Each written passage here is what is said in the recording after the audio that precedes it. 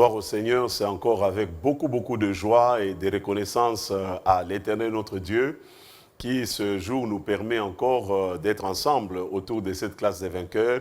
Comme j'aime le dire, c'est une classe des vainqueurs qui a été conçue spécialement avec vous en tête. Parce qu'à travers cette classe des vainqueurs, nous découvrons ensemble ce que nous sommes devenus en Christ. Parce que la Bible nous dit clairement, si quelqu'un est en Christ, il est devenu une nouvelle créature. Les choses anciennes sont passées, voici toutes choses sont devenues nouvelles. Deuxième objectif poursuivi à travers cette classe des vainqueurs, c'est de nous aider à découvrir ce que nous pouvons faire par la foi en Jésus-Christ.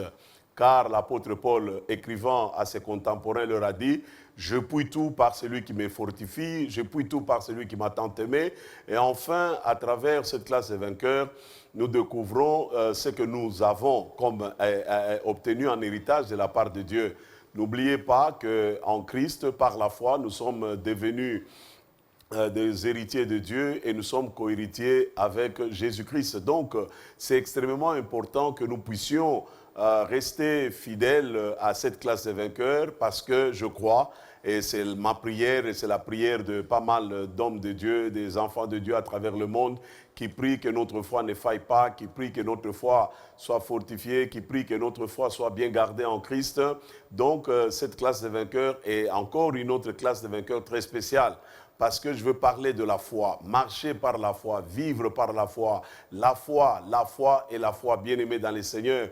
Lorsque nous lisons les Saintes Écritures, il est écrit clairement que mon juste vivra par la foi. Déjà, quand vous prenez Romains chapitre 1, les versets 16 à 17, l'apôtre Paul nous explique l'évangile. Il nous dit, je n'ai point honte de l'évangile, parce que l'évangile, c'est la puissance de Dieu pour le salut de quiconque croit. Et lorsqu'il parle de la puissance de Dieu, il est en train de nous dire que les messages de l'évangile, la bonne nouvelle du salut en Jésus-Christ, c'est cette puissance que Dieu libère dans le monde afin de faire passer des hommes des ténèbres à la lumière, de la mort à la vie, de la perdition au salut, des malédictions aux bénédictions. Donc la foi est extrêmement indispensable. Et au verset 17, il dit « Mon peuple, mon juste, vivra par la foi ». Donc, si nous sommes justes, nous le sommes devenus parce que nous avons donné nos vies à Jésus, nous avons reçu Jésus comme Seigneur et Sauveur de nos vies, et il nous a justifiés, il nous a purifiés, il nous a sanctifiés, il a pardonné tous nos péchés, et aujourd'hui, en lui, nous sommes devenus la justice de Dieu. Nous sommes justes. Et ces justes-là, nous dit la Bible, il ne peut vivre sa vie chrétienne qu'au moyen de la foi.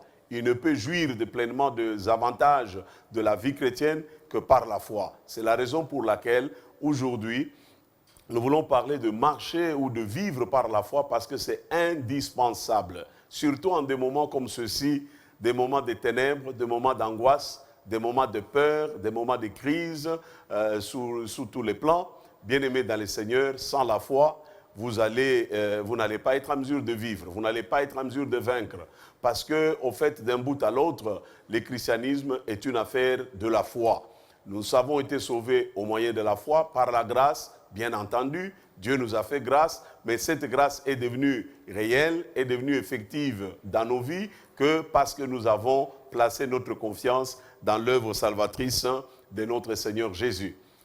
Nous allons prendre Josué chapitre 3, le verset 3e. Vous savez, l'Ancien Testament, n'est-ce pas, nous puisons dans l'Ancien Testament pour être encouragés, pour être édifiés, et surtout pour nous faire voir que de l'Ancien Testament jusque dans la Nouvelle Alliance, les principes du vin restent les mêmes. Dieu n'a pas changé, tous ceux qui ont marché avec lui, tous ceux qui ont vécu avec lui, tous ceux qui ont expérimenté des grands miracles de sa part, de grandes guérisons, de grandes délivrances de sa part, ont obtenu ces choses, ont expérimenté ces choses, tout simplement parce qu'ils avaient placé confiance en l'Éternel. Donc, ils ont marché par la foi, ils ont vécu par la foi. La foi est donc indispensable à la marche chrétienne.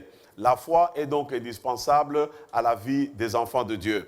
Alors, la Bible nous dit, Josué, nous sommes dans Josué chapitre 3, j'ai lu le verset 3e, « Et donner au peuple ses ordres, lorsque vous verrez l'arche de l'alliance de l'Éternel votre Dieu, portée par les sacrificateurs lévitiques, vous partirez de ces lieux où vous campez, et vous marcherez après elle. Il les invite à une vie de foi.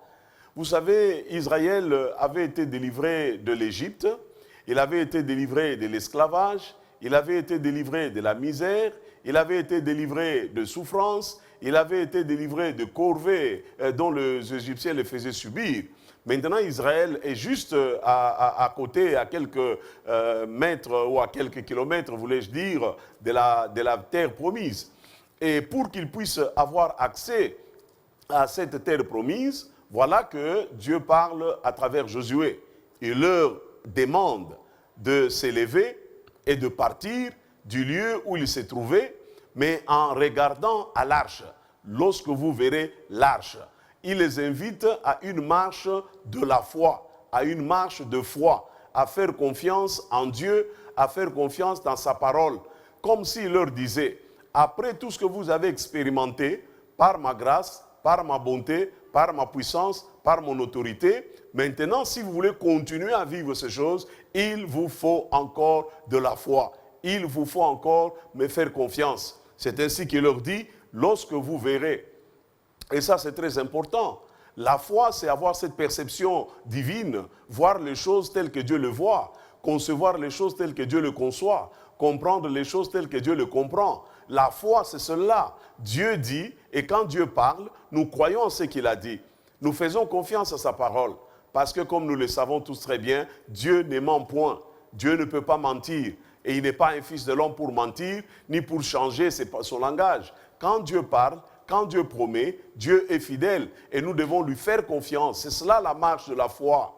Compter sur l'Éternel, s'appuyer sur lui, savoir que Dieu est toujours derrière sa parole afin de l'accomplir. Savoir que Dieu est fidèle, il veille toujours sur sa parole, il honore ses promesses, il les réalise, peu importe les temps, peu importe les circonstances, peu importe dans quelle situation on peut se retrouver, seule la foi est la clé à vivre, qui peut nous permettre de vivre les miracles de Dieu.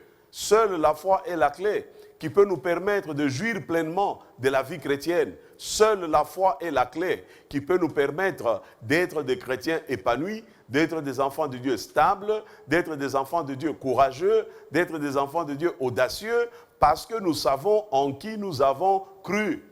Donc la foi est indispensable. Et en tant que chrétiens, nous sommes appelés à vivre par la foi. Nous sommes appelés à marcher par la foi. Et c'est ce que l'apôtre Paul nous apprend dans Romains chapitre 1, le verset 17. Le juste vivra par la foi. Ou la foi qu'a le juste lui permettra de vivre. C'est-à-dire, tu ne peux pas vivre la vie de Dieu si tu n'as pas la foi, si tu ne crois pas. Et nous voyons ici que le Seigneur leur dit, il faut que vous puissiez avoir vos regards, vous partirez de ces lieux et où vous campez et vous marcherez après l'arche. C'est une marche de foi, c'est une marche de confiance parce qu'ils n'avaient jamais vu de pareilles choses. Lorsqu'ils ont traversé la mer Rouge, il n'y avait pas d'arche qui devait regarder, il n'y avait pas de sacrificateur qui devait porter, des Lévites qui portaient l'arche au devant d'eux. Et quand vous lisez les textes sacrés, vous allez découvrir que les sacrificateurs ou les Lévites porteurs de l'arche, Dieu leur a dit d'entrer dans l'eau. Et lorsqu'ils sont entrés dans l'eau, c'est alors, à ce moment-là, que le Jourdain s'est fendu en deux, que Dieu a frayé un chemin dans les eaux du Jourdain. Bien-aimés, la foi est extrêmement importante, la foi est indispensable pour vivre une vie chrétienne normale, pour vivre une vie chrétienne victorieuse, pour vivre une vie chrétienne épanouie. Pour vivre une vie chrétienne victorieuse, il faut la foi. Elle est indispensable. Je prie qu'à travers cette parole que vous écoutez, que votre foi en Dieu augmente, que votre confiance en lui augmente, que vous puissiez vous appuyer totalement sur Dieu parce que Dieu ne ment pas. Dieu est derrière sa parole pour l'accomplir et je crois qu'il va encore agir en vous et au travers de vous. Que Dieu vous bénisse. Amen.